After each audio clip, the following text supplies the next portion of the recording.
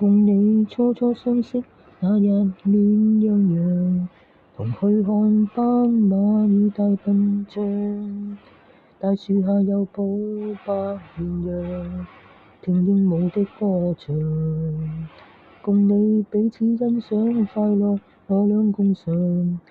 求再與你相見已變做願望，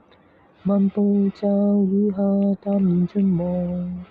聽鸚鵡的歌唱，難再與你相見，你他奔往，怕沒有書信我日望夜望，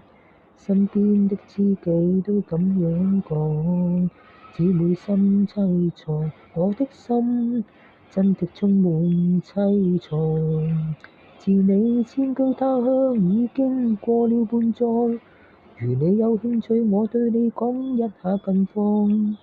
對你最愛那斑馬，天天都去探訪。離別你，那隻畜生不悲傷，我每次都會抱抱那白綿羊。籠中的小鸚鵡不肯再歌唱，傷心的小鸚鵡想起你不歌唱。近接會有快訊，說到你對我淡忘，還建議我今次應該點樣，從他的口中得知一切真相，稍添淒愴。玉照通通燒毀，只剩得3幾張，求與你相對一張擺放，將一張擺於睡床前，一張我身邊放。那天天清風爽，往昔快意再向，從對我與你到過每一處去看看，